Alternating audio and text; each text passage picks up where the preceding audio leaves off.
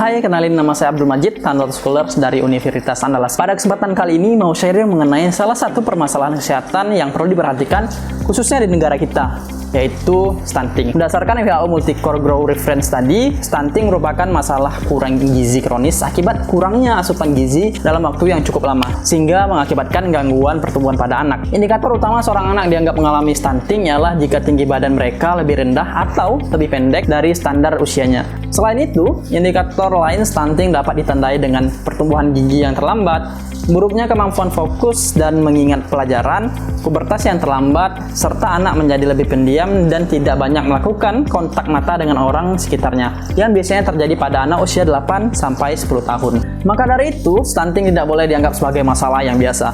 Sejalan dengan Sustainable Development Goals atau tujuan pembangunan berkelanjutan yang telah ditetapkan oleh Perserikatan Bangsa-Bangsa pada poin 3 yaitu Good Health dan poin 4 Quality Education. Berbagai negara di seluruh dunia termasuk Indonesia sudah mulai aware dan berbenah terhadap masalah stunting yang dihadapi saat ini. Indonesia juga merupakan salah satu negara yang jumlah kasus stuntingnya masih tinggi. Bagaimana tidak, hasil riset di tahun 2013 menunjukkan prevalensi balita stunting di Indonesia mencapai angka 37,8%. Angka yang sama dengan jumlah balita di Ethiopia pada saat itu. Namun, seiring berjalannya waktu serta upaya pemerintah dalam menekan jumlah stunting, akhirnya pada tahun 2019, angka stunting dapat ditekan menjadi 27,67%. Walaupun demikian, angka tersebut masih tergolong tinggi, mengingat permintaan WHO agar menekan angka stunting mencapai 20%. Nah, ini bukan hanya tugas pemerintah semata, ini merupakan PR kita bersama dalam menekan angka stunting yang ada di Indonesia. Selain kurangnya asupan gizi, stunting juga disebabkan oleh beberapa faktor lain, seperti pola pengasuhan, pola konsumsi, kesehatan lingkungan, dan ketersediaan pelayanan kesehatan dasar. Pada kesempatan kali ini, kita tidak membahas satu persatu faktor penyebab stunting, melainkan hanya membahas mengenai pelayanan kesehatan dasar.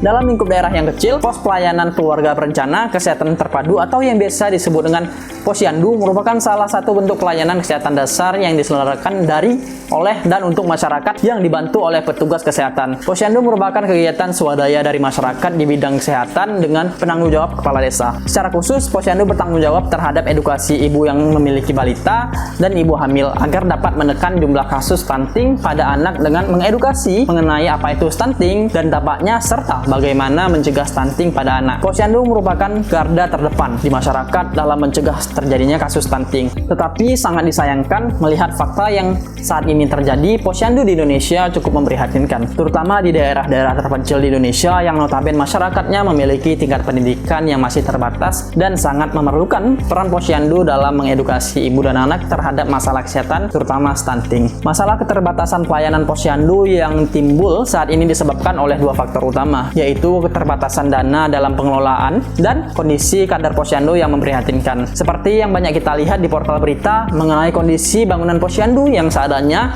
bahkan bisa dikatakan tidak layak. Mulai dari bangunan posyandu yang mulai keropos, dimakan rayap, hingga bangunan yang sudah tidak terpelihara lagi. Selain itu, honor kader posyandu yang sudah mendampingi masyarakat dalam kegiatan peningkatan kesehatan masyarakat dinilai sangat tidak layak untuk dibayarkan kepada kader posyandu. Merujuk dari permasalahan tersebut, secara umum, keterbatasan kualitas pelayanan posyandu di Indonesia dipengaruhi oleh beberapa faktor. Yang pertama, kurangnya tenaga atau kader posyandu, terlebih lagi di daerah-daerah terpencil di Indonesia yang masih minim sumber daya manusia, baik dari segi kuantitas ataupun kualitas. Yang kedua, kurangnya pemerataan di daerah-daerah terpencil. Penderita stunting mayoritas berada di daerah terpencil yang jauh dari kota besar. Beberapa di antaranya seperti Papua, Maluku, dan Sulawesi. Dengan keterbatasan teknologi informasi serta tingkat pendidikan masyarakat yang relatif rendah mengakibatkan masyarakat secara umum tidak mengetahui cara mencegah stunting. Yang ketiga, kurangnya inovasi dan kreativitas dalam menjalankan program kesehatan, terutama pada sarana dan prasarana yang terkesan kuno serta kurangnya inovasi program yang mampu mengajak masyarakat sekitar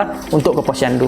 Yang keempat, kurangnya dukungan pemerintah setempat. Minimnya anggaran daerah yang dialokasikan untuk posyandu mengakibatkan kurangnya fasilitas, sarana, dan prasarana, serta upah yang diberikan untuk kader juga dinilai kurang layak. Nah, dalam mendukung peran posyandu sebagai garda terdepan dari pelayanan kesehatan masyarakat, terutama dalam menekan angka stunting, dengan keterbatasan yang telah disampaikan tadi, bukan berarti kita hanya bisa berdiam diri dan tidak ikut serta dalam menekan angka stunting yang selama ini diperjuangkan oleh Posyandu di daerah kita masing-masing. Mahasiswa seperti kita yang merupakan agen of change di masyarakat harus mampu mengambil peran dalam mendukung perubahan ke arah yang lebih baik lagi. Peran kita sebagai agen perubahan di masyarakat untuk mengatasi keterbatasan kualitas pelayanan kesehatan dasar dapat dilakukan dengan berbagai cara. Yang pertama, dimulai dari diri kita, yaitu dengan memahami apa itu stunting, kemudian mengedukasi kerabat terdekat mengenai stunting dan cara mencegahnya. Hal ini dinilai sebagai pijakan awal kita dalam mengemban misi untuk menekan angka stunting di Indonesia, yaitu mulai dari yang terdekat. Yang kedua, berperan dalam kegiatan sosial di masyarakat, khususnya kegiatan-kegiatan penjagaan stunting atau yang berkaitan dengan mengedukasi masyarakat dalam meningkatkan kualitas kesehatan keluarga. Terlebih lagi, bagi kita yang tinggal masih di kawasan perdesaan, pasti banyak kegiatan-kegiatan sosial yang dilakukan baik berupa sosialisasi ataupun pelatihan-pelatihan untuk masyarakat. Yang ketiga, jika tidak ada kegiatan sosial, kita boleh mencoba menjadi kader atau relawan Posyandu di daerah terdekat. Apabila sudah paham mengenai stunting, terkhusus lagi bagi teman-teman mahasiswa yang memiliki latar belakang pendidikan kesehatan masyarakat. Namun, secara umum penjagaan stunting sebenarnya tidak sulit untuk dipahami. Dengan didorong akses informasi yang luas,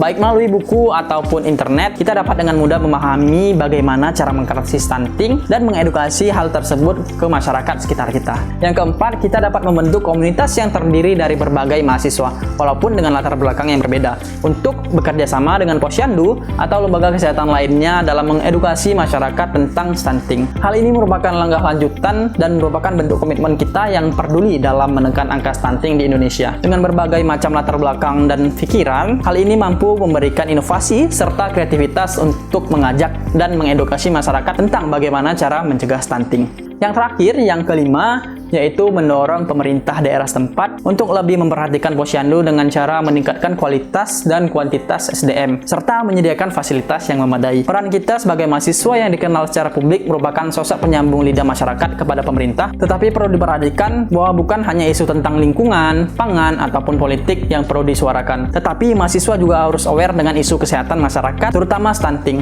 Contohnya, kita berkoordinasi dan musyawarah dengan pihak pemerintah desa terkait upaya peningkatan kualitas layanan kesehatan dasar atau Posyandu yang ada di tempat tinggal kita. Nah, sebenarnya masih banyak lagi hal yang dapat kita lakukan, khususnya sebagai mahasiswa yang merupakan agent of change dalam mengatasi keterbatasan kualitas pelayanan kesehatan dasar yang ada di daerah kita masing-masing. Hanya saja perlu inovasi, kreativitas, serta komitmen dalam mendukung pelayanan kesehatan dasar yang ada di daerah kita. Nah, itu saja mungkin yang dapat disampaikan. Ayo cegah stunting dimulai dari diri kita sendiri dengan mengedukasi kerabat terdekat kita dengan menjadi agent of change yang membawa perubahan untuk lebih baik lagi demi menekan angka stunting di Indonesia.